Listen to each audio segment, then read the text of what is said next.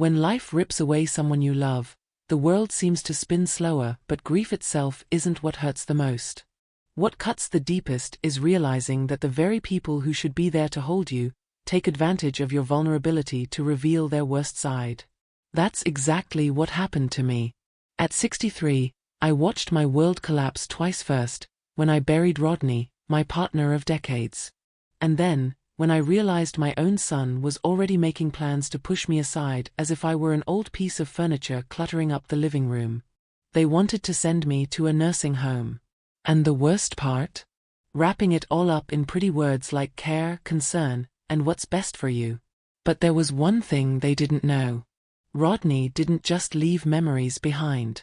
He left a secret. A letter. A plan. And with that, my turning point began.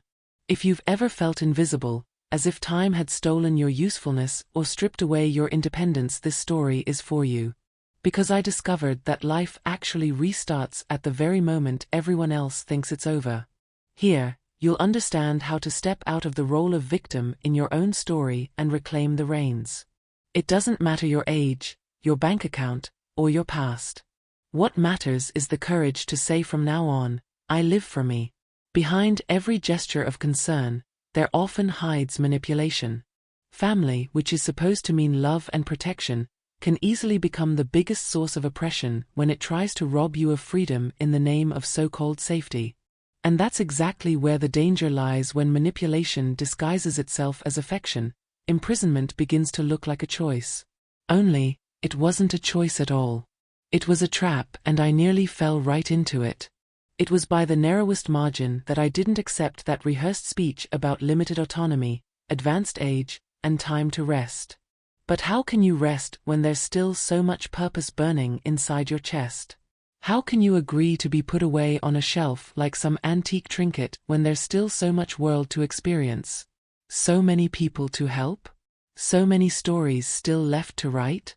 The truth is, too many people still believe that once you reach a certain age, the only path left is dependence, financial, emotional, physical. As if growing older were a one-way ticket to invisibility. But there's a hidden strength in those who've already been through so much. A strength that ignites the moment we're challenged. The moment someone dares to tell us our time is up. And that's what this story taught me. That's what Rodney, even after passing, managed to show me. There is an inheritance more valuable than money, the knowledge that you still have the power to choose. That your freedom is alive. That your fresh start doesn't depend on anyone else. It depends only on you.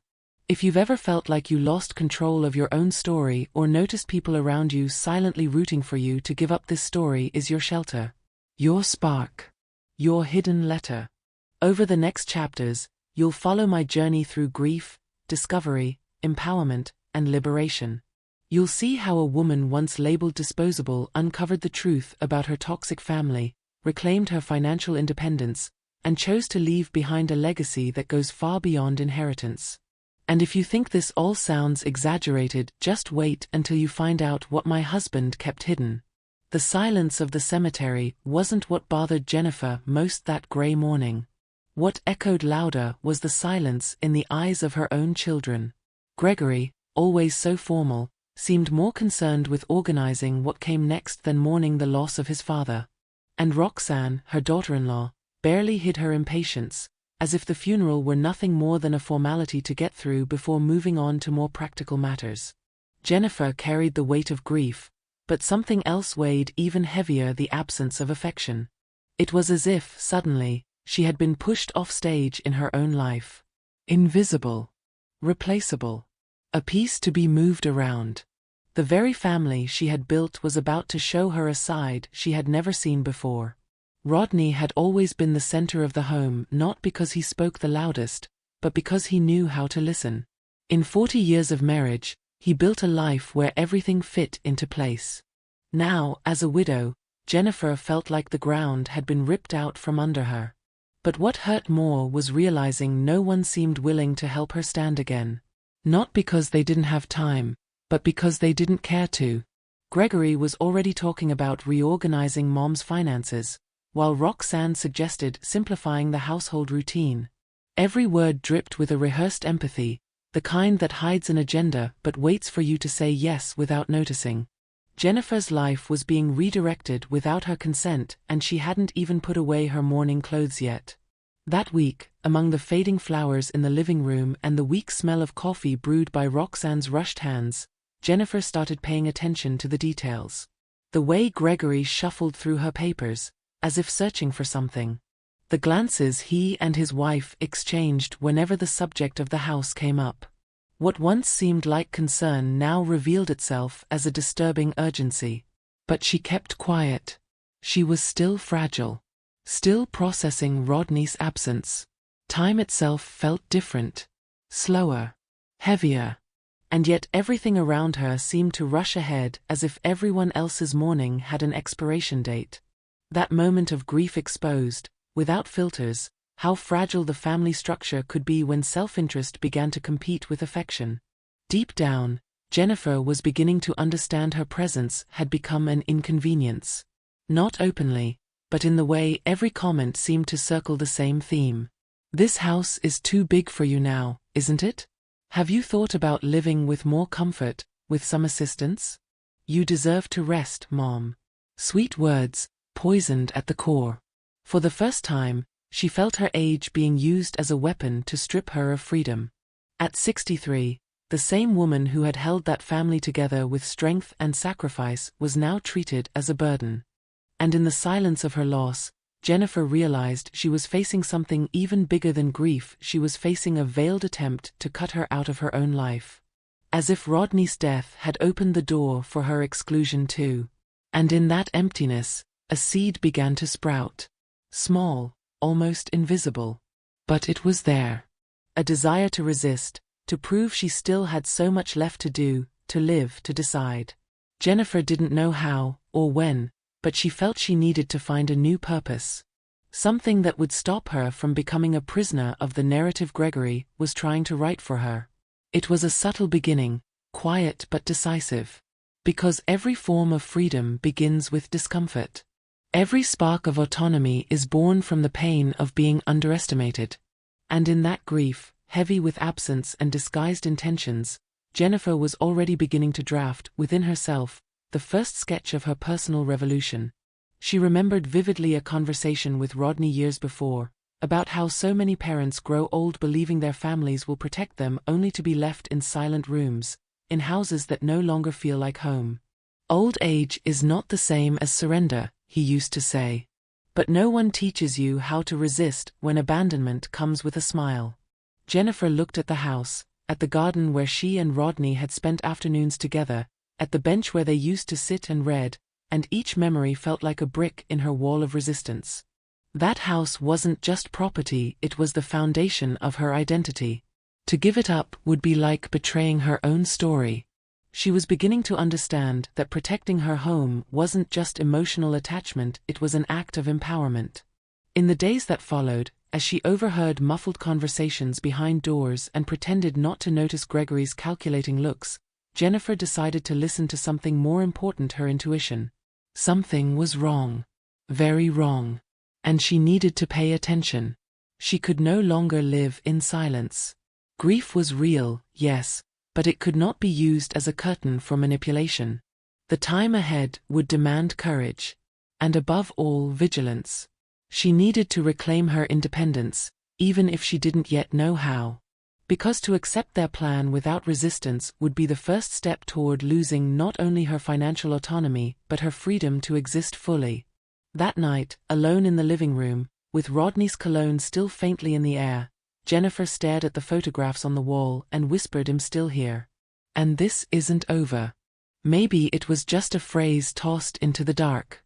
Maybe it was a scream disguised as a murmur. But in that instant, she wasn't just a 63-year-old widow. She was a woman waking up. The reality was harsh, yes. But there was one thing no one could take from her: her ability to choose. And more than that, her chance to start over. Dinner was served with rehearsed elegance. Roxanne, as usual, had arranged everything with surgical precision: silverware perfectly aligned, cloth napkins folded just right, soft background music filling the air. But there was something in the atmosphere Jennifer couldn't ignore. The silence between the smiles. The exaggerated effort to appear welcoming. They were trying to set the stage for something that wasn't going to sound as pleasant as the setting suggested. And she felt it. Every dish laid on the table was a signal that something important was about to be placed before her. This wasn't just a family dinner. It was a strategic meeting, carefully planned. And Jennifer, still dressed in mourning, was the target. Gregory started with a glass of wine and a syrupy speech about concern. He said his mother was far too alone in that big house, that it wasn't good for her mental health, and that he and Roxanne were simply thinking about what's best for her. Jennifer pretended to listen attentively, but inside she was already burning. It was exactly what Rodney had feared, the heirs rushing to turn grief into a transaction. Roxanne added to the speech, describing a wonderful place with 24-hour care, leisure, activities, even bingo. The word nursing home wasn't spoken. But it didn't have to be. The packaging was shiny and new, but the contents were the same old thing they wanted her out of the picture. What hurt most wasn't the proposal itself. It was the ease with which they presented it. As if it were logical, obvious, expected. As if, at 63, after a lifetime of devotion, Jennifer should simply accept a controlled environment. Freedom, in their minds, no longer fit her story. Gregory spoke of making life easier, but it was clear his discomfort came from the fact that she still occupied that house, a symbol of history, resistance, and most importantly, inheritance. They wanted to erase memory to make room for convenience. And they disguised it all with smiles that belonged on health insurance commercials. Jennifer took a deep breath and smiled back. The kind of smile that comes not from joy but from survival. She knew that from this moment on, she could no longer afford to be naive. Her own children had revealed their true faces, indifference dressed up as care. She thought to herself, is this what they expect of me?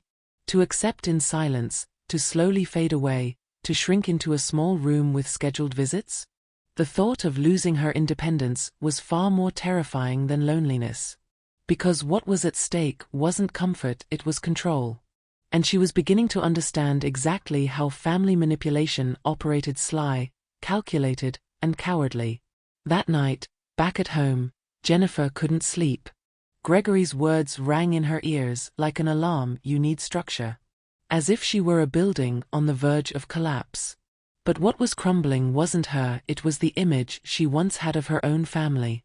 And that, she realized, was an even deeper grief. How could she keep calling them family when they no longer saw her as a person, but as a problem to be relocated? How could she trust people who planned her future as if she were nothing more than a burden to be moved out of the way? The pain was heavy, but also revealing.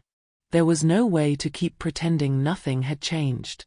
That was when Jennifer began to study what few people her age dared to face: the need to protect herself emotionally and financially. She researched independence in old age, legal guardianships, ways to keep control of her assets. She found stories of other women who had gone through the same, silenced by cruel judgments. She realized that volunteering for social causes could be a way to rediscover her sense of purpose. That independence could begin with small but firm decisions. And most importantly, she understood that her age was not a limitation, it was experience. And that experience gave her the right to choose, not to be chosen for. The following days were filled with quiet observation and strategic silence. Jennifer now saw every one of Gregory's gestures with new eyes. His attempts to convince her always came dressed up in words like comfort, peace of mind, predictability. Words that sounded safe, but in that context meant only one thing: surrender. But she was not about to hand over her freedom so easily. Quite the opposite. It was time to grow stronger. And it started with something simple, yet powerful: the right to say no. No to the nursing home. No to their plan. No to the belief that growing older means giving up on your dreams. And that no planted the seed of a new beginning. Jennifer understood she needed to rebuild her life not on pain, but on choice. She knew there was a path of empowerment ahead, and despite the disappointments, there was still time to own her story. More than ever, she felt alive. She could make her own decisions, start new projects, and maybe even leave behind a legacy that wasn't just about money, but about example. From that moment on, she would no longer wait for recognition from her family. She would claim her freedom with her own hands. And that would be her greatest victory. That house wasn't just a building with doors and windows. It was a living album, with the smell of fresh coffee, Sunday laughter, and the sound of Rodney's footsteps in the hallway. Every wall told a story, every piece of furniture held a memory. It was there that Jennifer had raised her children, faced crises, celebrated birthdays, and mourned losses. Everything had happened within those walls. That's why the very idea of leaving it wasn't just uncomfortable, it was unacceptable. To give up the house would be like amputating part of her identity. Because to her, that home wasn't luxury. It was history. And more than that, it was resistance. Jennifer walked through the rooms with a heightened sensitivity. The bedroom still carried Rodney's scent. The bookshelf held his favorite novels, among them The Old Man and the Sea, which he always said was a metaphor for life. In the kitchen, the corner cabinet kept the porcelain dish she had received from her mother-in-law on their very first Christmas together. Everything there had a reason to exist. And every object, every detail, reminded her that her life hadn't been built in vain. That house was the material proof of her effort, her dedication, her love. And no one had the right to strip it away from her. In the backyard garden where Rodney once planted lavender, Jennifer found a piece of peace. She sat there every morning with a cup of tea, trying to understand how everything had changed so quickly. She was still grieving, but it was impossible to mourn quietly when she felt the world around her moving to erase her from the story. It was as if everyone expected her to fade into a memory, a sweet figure to be visited on Sundays. But she was still alive. And that garden reminded her every day that she was still blooming, despite the pain, despite the abandonment. When Gregory suggested she sell the house, his argument was simple: you don't need all that space. Simple and cruel. As if space were a waste when you no longer had someone to share it with. But Jennifer knew what they really wanted was to make the inheritance easier to divide. And maybe, to prevent her from having a space where she could rebuild her own independence. Because in a rented apartment or a room in a nursing home, someone else holds the power. But in that house, with its roots and history, she was still sovereign. And that sovereignty, to Gregory, was not a right, it was a problem. The house was her last line of defense. It was there that Jennifer could decide when to sleep, what to eat, where to go. It was there that her freedom was still intact. And it didn't matter if they said she was old, alone, or in need of assistance. She knew that staying in that home was more than an emotional choice, it was an act of empowerment. Because a woman with a home still has territory. And territory is power. By holding on to that house, she was keeping her memories alive, her financial independence preserved, and above all, her dignity untouched. And she would not give that up for speeches disguised as love. On the days she felt most vulnerable, Jennifer wrote little notes and hid them around the house. Phrases like "you are still enough," "this house is your fortress," "Rodney believed in you." It was a silent ritual of resistance. A way to remind herself that, even when everyone seemed to be rooting for her emotional disappearance, she was still here fighting for herself. This habit became therapy. A practical way of feeding her own purpose. Every room she walked into was a reaffirmation of her presence in the world. And little by little, the house stopped being just a reminder of what once was. It became a symbol of what she still could be. Jennifer knew the house also represented a threat to those who wanted control. Because as long as she stayed there, it was proof she still had a voice. Still had choices. And that was intolerable to those already counting on her absence. But instead of feeling intimidated, she turned that discomfort into strength. She decided to care for the house even more. She renovated the bathroom, planted new flowers, donated old furniture. Small acts, big symbols. Each change silently declaring, "I still run my life." And that message, even without words, was loud enough for anyone willing to see. That house, with its old tiles and creaking doors, was Jennifer's greatest asset. Not just in material value, but in what it represented. It was her fortress against manipulation, her emotional anchor, her stage of freedom. And she would do whatever it took to keep it standing, even if it meant facing her own family. Because sometimes, preserving a space is the most courageous way of preserving yourself. And in that home, more than anywhere else, Jennifer knew exactly who she was. A woman who had survived grief, disappointment, and the attempt to erase her, and who was now ready to fight. It was on an ordinary afternoon, one of those when time feels frozen, that Jennifer decided to go through Rodney's things. The office closet had been untouched since the funeral. There was a kind of silent respect in leaving it closed, as if opening those drawers would mark the end of a cycle. But something nudged her that day. A quiet, insistent intuition. And then, between old folders, dried pens and yellowed newspaper clippings, she found an envelope. Sealed by hand. With his familiar handwriting, dated just days before his death. In the corner, the word Jennifer, written with firmness. It was his writing. It was for her. Her heart raced. Her hands trembled. Jennifer sat in the armchair, feeling the weight of the moment. That letter seemed to carry more than words, maybe truths. Carefully, she broke the seal and began to read. Rodney wrote with the same direct, loving tone he always had. But the content was anything but gentle. He warned her about Gregory. He said he had noticed, in recent times, his son's shifting behavior. He mentioned strange conversations, glances filled with greed, and veiled attitudes of disdain. He urged Jennifer not to trust blindly. They will try to control you using the excuse of care. But you must be smarter than them, my love. Each line felt like both a wound and an embrace. It hurt to know Rodney had faced this before passing. But it was also comforting to realize he thought of her until the very end, planning ways to protect her even in absence. And then came the most shocking part: he had left a hidden financial reserve. A kind of invisible shield.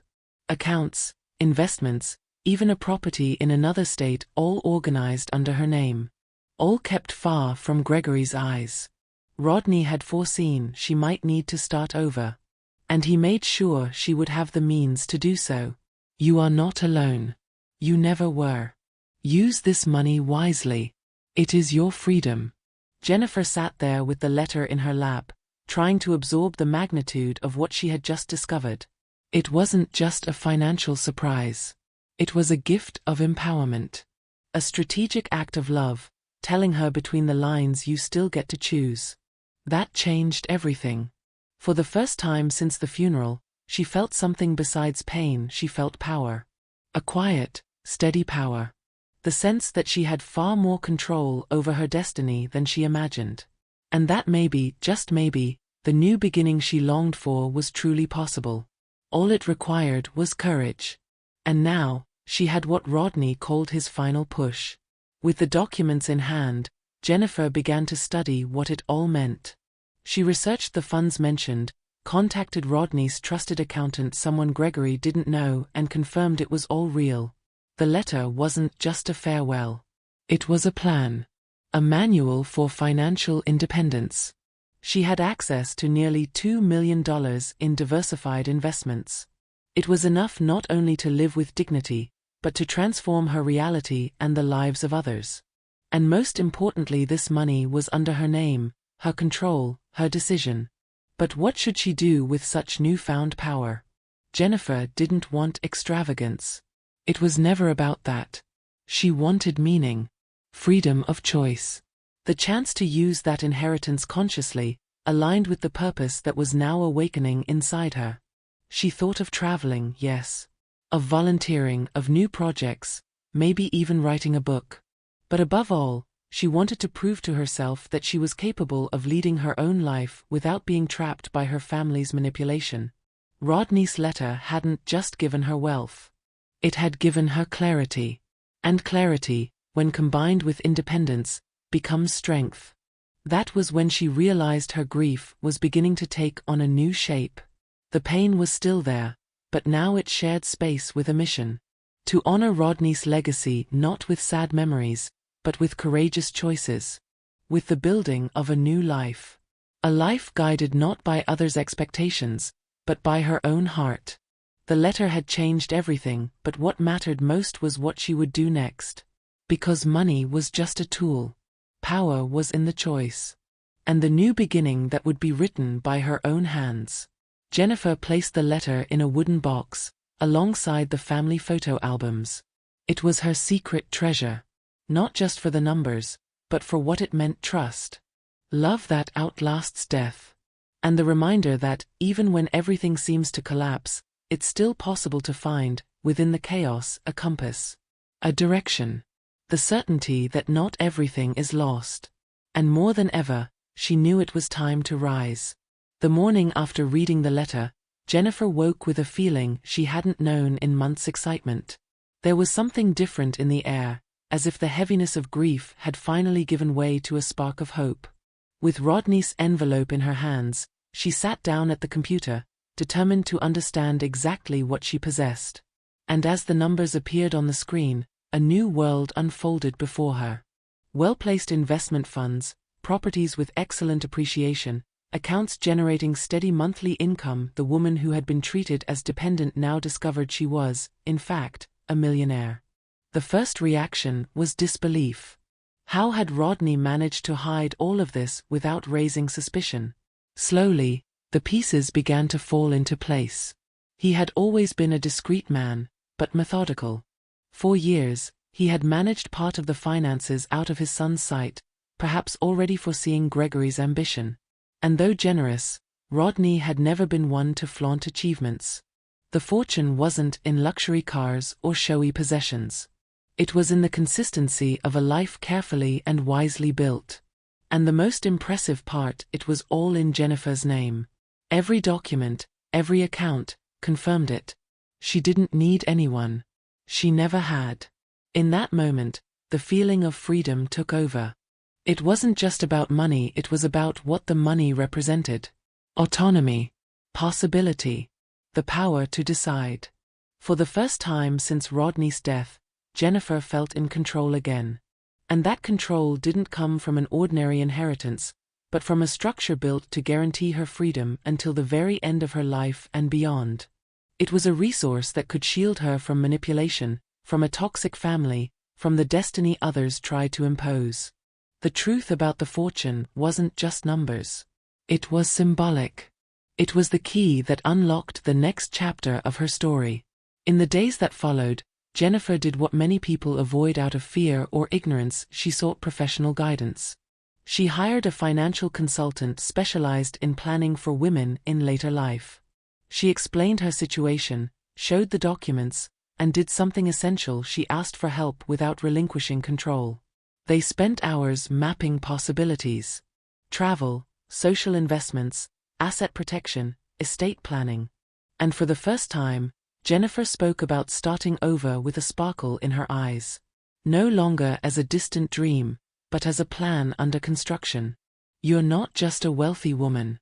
You are a free woman with resources," the consultant said. And that phrase stayed echoing in her mind. Despite her excitement, Jennifer knew she had to keep it secret. Gregory still believed she was fragile, lost, maybe even confused. And that was exactly what she wanted him to think for now. She wouldn't reveal anything until everything was organized and secure. It was her chance to turn the game around quietly, to show that the role of victim no longer fit her. And each day she kept her secret was a small victory. Freedom, after all, is built in silence before it is spoken aloud. And Jennifer was building hers, brick by brick. With her mind buzzing with ideas, she began studying more about conscious use of money. She read books like Women Who Run with the Wolves, Money Master the Game, and The Courage to Be Imperfect. Each chapter awakened a new level of awareness in her. It wasn't enough to have resources. They had to be used with purpose. The inheritance Rodney left her wasn't a consolation prize. It was a launchpad, a fuel, a shield. And she was determined to use every cent with intention. Not for revenge, but for liberation. At the same time, Jennifer began thinking of ways to inspire other women to discover their own strength. She thought of starting a blog, maybe a channel with simple videos about financial independence after 60. She wanted to talk about purpose, volunteering, guardianship, about aging without losing autonomy. Because now she understood no one is immune to manipulation, especially when aging is used as an excuse to silence desires. But there is a way out. And she was living proof of it. Her story could be more than personal rebirth. It could be a beacon for other women who, like her, had been treated as burdens when, in truth, they carried power. That Sunday, sitting at the kitchen table, Jennifer drank her coffee in silence and smiled. The same silence that once symbolized abandonment now became a space for creation. She was no longer afraid of being alone. Because she wasn't. She had herself. She had resources. She had purpose. And above all, she had a new mission to live on her own terms. With freedom. With dignity. With truth. Because now, she was no longer the woman mourning absence. She was the woman who had discovered who she really was, and she was ready to become everything life still had to offer. Gregory's change in behavior was almost imperceptible at first. After that disastrous dinner, he started calling more often, sending sweeter messages, asking how Jennifer was feeling. An inattentive observer might have seen it as late-blooming affection. But Jennifer had trained eyes now. And she saw the game. The calls always came with suggestions. That she should get financially organized. That maybe it was time to let him help with the paperwork. Roxanne, for her part, showed up with brochures for humanized residences, with slogans like "Here, seniors live with dignity." All very carefully rehearsed. But Jennifer was no longer the same. They still didn't know about the letter, much less about the fortune. They continued believing she was emotionally unstable and financially vulnerable. And that was exactly what they used as justification to offer help. But what Jennifer saw was an attempt at control. A plan sugar-coated with sweet words, like offering sugar water while setting a trap. Gregory even mentioned a lawyer friend specialized in managing the assets of elderly clients, and that set off every alarm. What he really wanted was to assume control of his mother's assets. Preferably with unrestricted access. Jennifer pretended to listen, smiled, nodded, but inside, she was already preparing her defense. There was no room left for naivety. She knew conservatorship was a legitimate legal tool, but it could also be abused as a weapon of manipulation. She studied the subject thoroughly, consulted experts, and built her own network of legal protection. She created legal barriers, transferred some assets, placed protective clauses in her will, and quietly organized everything with a trusted lawyer. It was a delicate dance outwardly. She maintained the image of a calm widow. Inside, she was becoming a strategist. During a weekend visit, Gregory brought an envelope. "Just some ideas I had to help you manage Dad's assets," he said, in a syrupy voice. Jennifer opened it and saw spreadsheets, charts, proposals to sell the house, and reinvestment suggestions. "All to guarantee your comfort," he insisted. But what was on those papers was a blatant attempt to strip her of decision-making power. Roxanne suggested opening a joint account to make things easier. Jennifer smiled.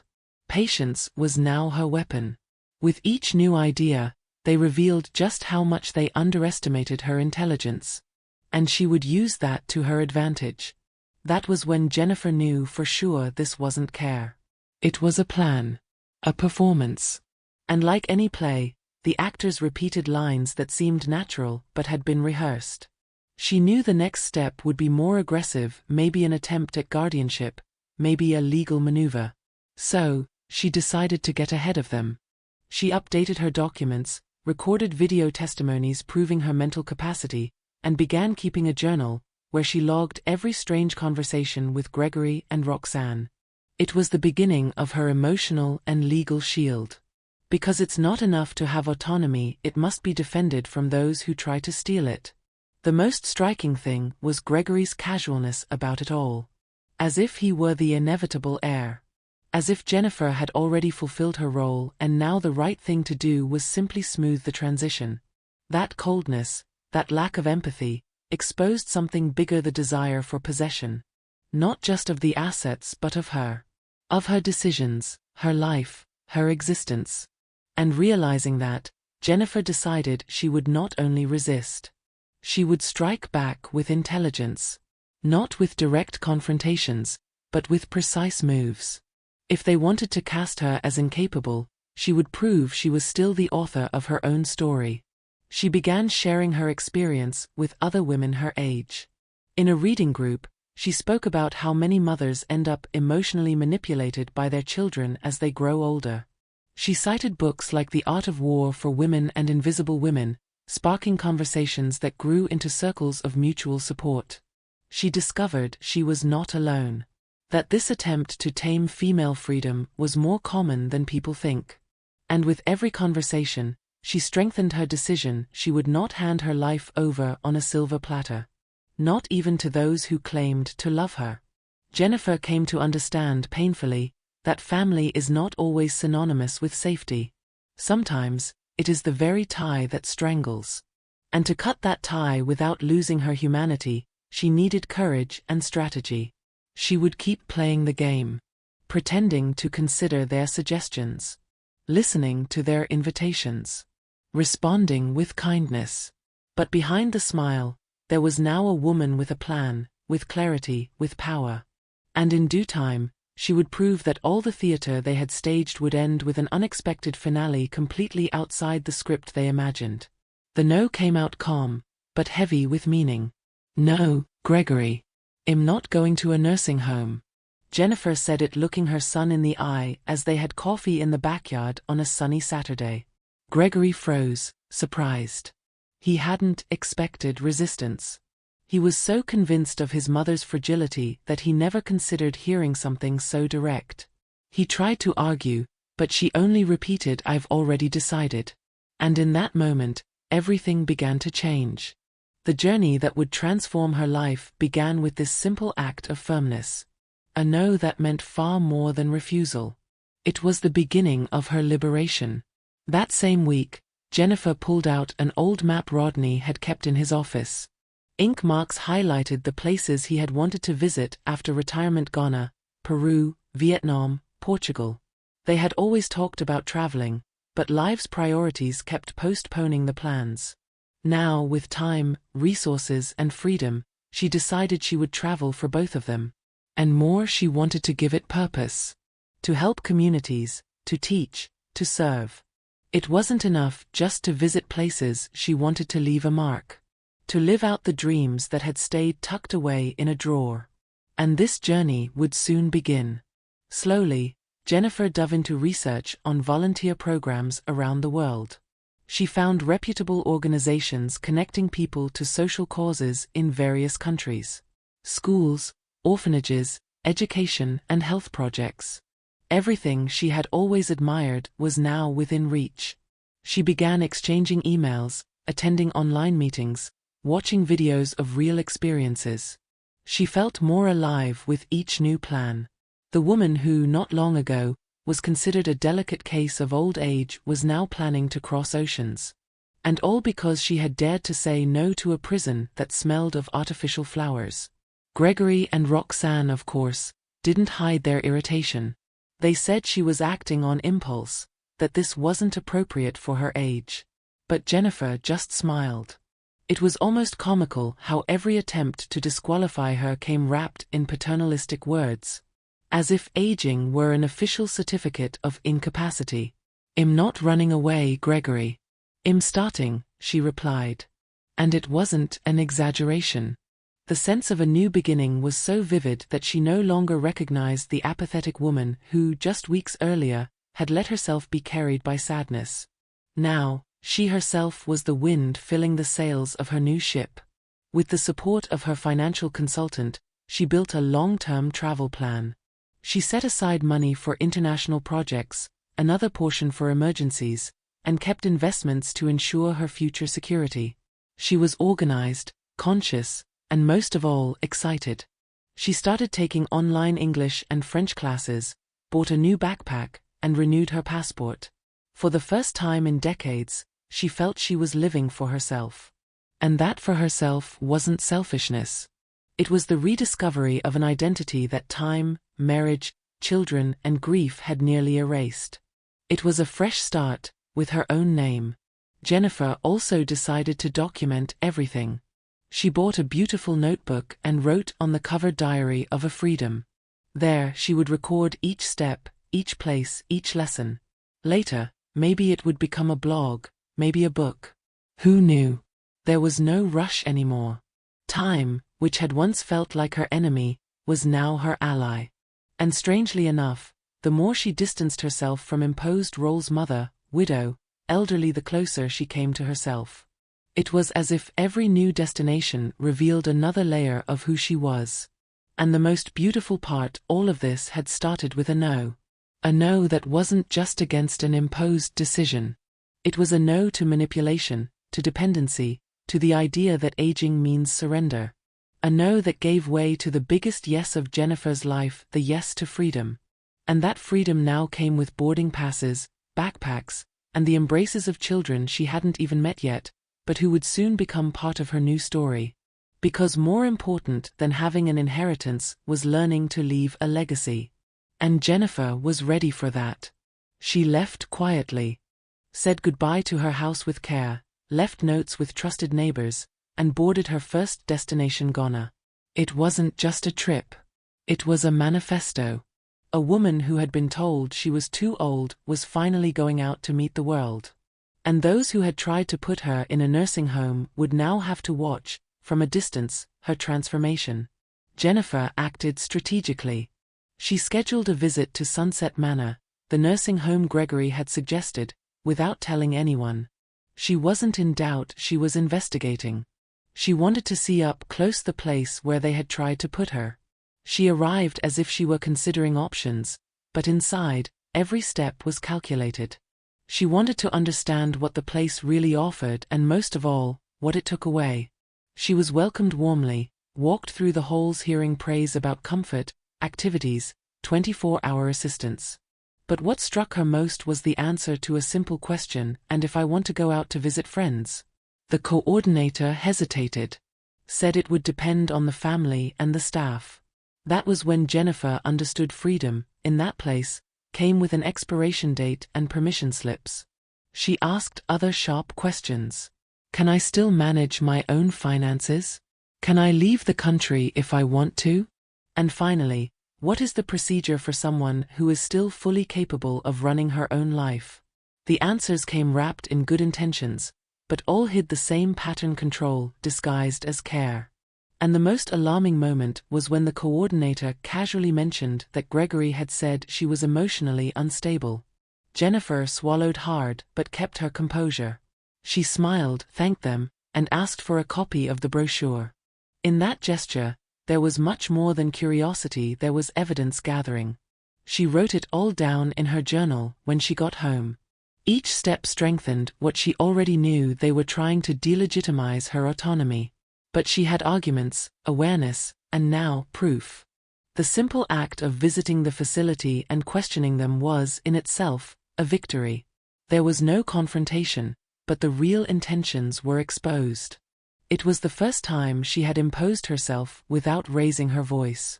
She was using questions as a shield and silence as a sword.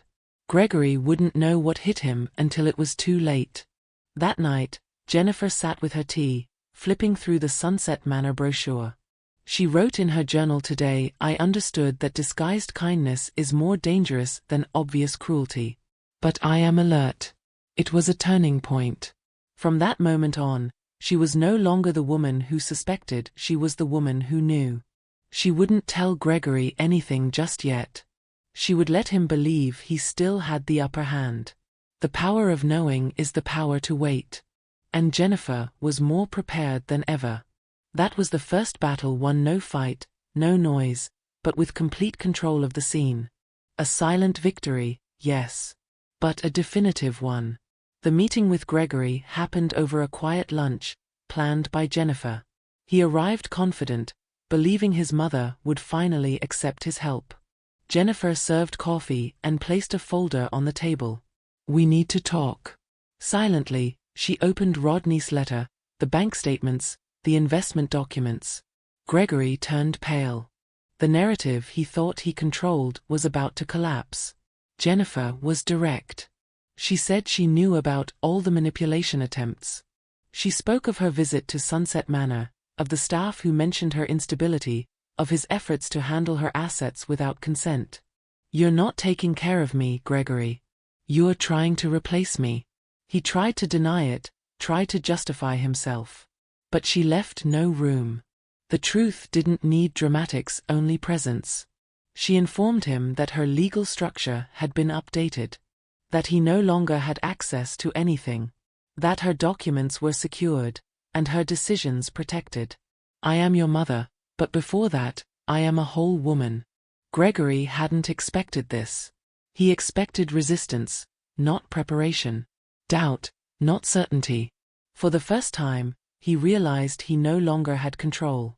With every sentence, Jennifer felt the weight of decades dissolving. She told him she would change the will, that she would set boundaries in their relationship, that she would no longer accept emotional blackmail disguised as concern. He looked at her with a mix of frustration and surprise. But he didn't react. He knew there was no argument against the clarity shining now in his mother's eyes. Jennifer didn't scream, didn't cry. She simply stated, "You can go now, Gregory." It was the phrase that closed the cycle.